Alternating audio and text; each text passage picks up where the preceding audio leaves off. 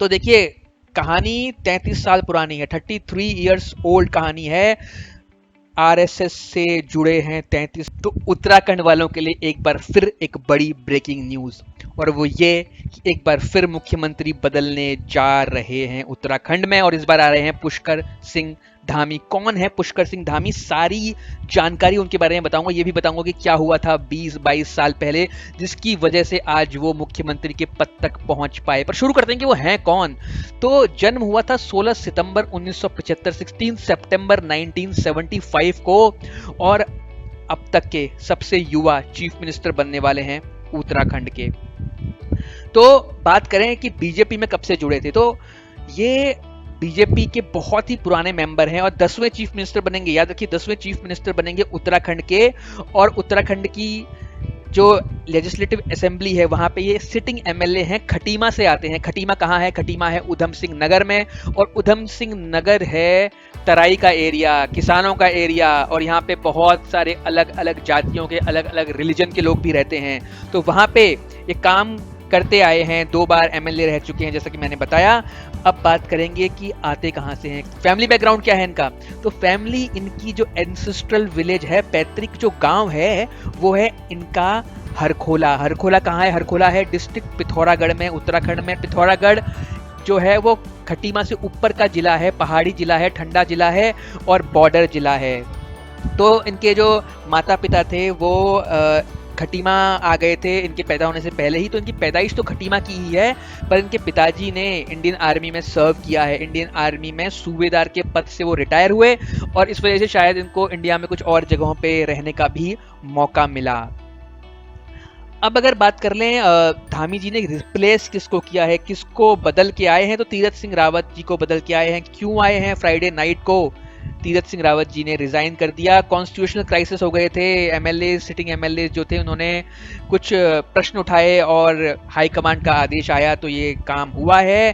तीरथ सिंह रावत खुद रिप्लेसमेंट थे। कुंभ के समय काफ़ी प्रॉब्लम्स हो रही थी, और जो वहाँ के उद्योगपति थे, जो उद्योग समुदाय था, उसको प्रॉब्लम्स थी। कुंभ के एग्जीक्यूशन में प्रॉब्लम हो रही थी, सही से कुंभ हो नहीं पा रहा था, ऐसे सवाल उठाए जा रहे थे। तो लाया गया तीरथ सिंह रावत को। शुरू से ही कंट्रोवर्सीज में रहे अपने बयानों की वजह से, और सरकार इंतजार कर रही थी। जो केंद्र सरकार को इंतजार था, भारतीय जनता पार्टी को इंतजार था कि एक बार कुंभ निपट जाए, कोविड की सिचुएशन कंट्रोल में आ जाए, तो बड़ा निर्णय होगा, और बड़ा निर्णय हो गया। नए मुख्यमंत्री आ गए, क्योंकि अगले साल है चुनाव, और कड़ी टक्कर होती है हर बार कांग्रेस और बीजेपी में, बदल जाती है सरकारें। हरीश रावत बहुत स्ट्रांग नेता है कांग्रेस के, तो हर बार एक कड़ी टक्कर रहती है कांग्रेस और बीजेपी में। तो इस बार एक नए चेहरे की जरूरत थी, और एक नए युवा चेहरे को फिर ट्राई कर रहे हैं। तो देखते हैं आगे क्या होता है। तो अगर बात करें हम धामी जी की, तो धामी जी ने काम किया है, और जो इनका क्षेत्र है खटीमा, वहाँ पे काम करते रहे हैं पिछले 10 सालों से, और उस काम को दिखाते भी रहे हैं। बहुत इंपॉर्टेंट है, बीजेपी के अंदर काम को दिखाना बहुत इंपॉर्टेंट होता है। और हर क्षेत्र में, आप किसी भी क्षेत्र में हो, अगर काम को नहीं दिखाओगे तो आगे नहीं बढ़ पाओगे। काम नहीं दिखाओगे तो फिर आप शायद एक साधु बन के रह जाओगे। तो ये अपने काम को दिखाया, युवा चेहरा रहे हैं, तो इसलिए इनको मौका मिला है। आगे बताऊंगा कि किन से संबंध रहे हैं इनके। तो देखिए, कहानी 33 साल पुरानी है, 33 इयर्स ओल्ड कहानी है। आरएसएस से जुड़े हैं 33 सालों से, 45 साल उम्र है सिर्फ इनकी, और 33 साल से आरएसएस से जुड़े हुए हैं। एबीवीपी, अखिल भारतीय विद्यार्थी परिषद, 10 साल काम किया। कहाँ पे? उत्तर प्रदेश के अवध प्रांत में, तो वहाँ इन्होंने काम किया है। और अगर बात करें 2001 की, 2001-2002 भगत सिंह कोश्यारी चीफ मिनिस्टर थे, वहाँ पे ऑफिसर ऑन स्पेशल ड्यूटी थे, और काफ़ी करीबी रहे भगत सिंह कोश्यारी के। तो वहाँ से काम शुरू हुआ, नेटवर्क बनना शुरू हुआ, काम किया, लोगों से कनेक्शंस बिल्डअप किए, और शायद सपना देखा था एक बड़ा मंत्री बनने का, जो पूरा हुआ मुख्यमंत्री बन के। लेकिन आगे क्या होने वाला है, क्या चैलेंजेस आ सकते हैं इनके सामने। अच्छा, एक बात और बता देता हूँ कि इनके जो संबंध रहे हैं वो अच्छे रहे हैं राजनाथ सिंह जी के साथ भी। तो राजनाथ सिंह के भी ये खास माने जाते हैं। तो चैलेंजेस क्या आएंगे? चैलेंजेस आएंगे, देखो, युवा चेहरा हैं, बहुत बड़े बड़े हैवी वेट ऑलरेडी मंत्री बैठे हुए हैं, कांग्रेस से लाए हुए मंत्री भी बैठे हुए हैं, बहुत अच्छा काम करने वाले मंत्री भी इस वक्त बैठे हुए हैं। उनको उम्मीद थी कि शायद उनको मौका मिलेगा, लेकिन मौका एक युवा चेहरे को दे दिया गया है। पहला चैलेंज।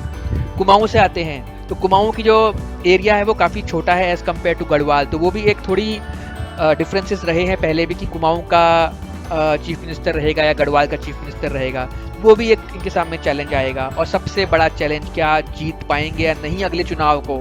तो क्योंकि उत्तराखंड में एक बार कांग्रेस और एक बार बीजेपी, इस प्रकार का आने का, सरकारों का आने का रिवाज है। जनता बहुत होशियार है, मतलब जनता रिजेक्ट कर देती है, इसीलिए अभी 2 मुख्यमंत्री बदले हैं। तो ये सारे चैलेंजेस उनको संभालने पड़ेंगे। फेसबुक पे एक्टिव रहते हैं, मैंने नोट किया है, इनके कुछ ब्लॉग्स भी हैं, उनके हैं या नहीं है, कोई और मैनेज करता है, डिफरेंट बात है, लेकिन ये अपना काम करते हैं और काम को दिखाते हैं जो पॉजिटिव है। पॉलिटिकल पूरा ये माहौल झेल पाएंगे नहीं झेल पाएंगे, ये अगला 1 साल बताएगा।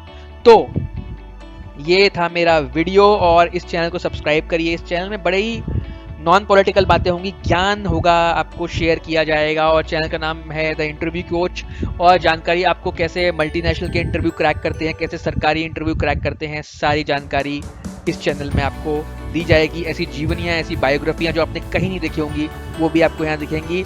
कई सारी ऐसी अद्भुत जानकारियाँ भी यहाँ पे मिलेंगी जो आपको कहीं और नहीं मिलेंगी। तो सब्सक्राइब करिएगा, शेयर करिएगा, मिलते हैं दोबारा, बाय बाय।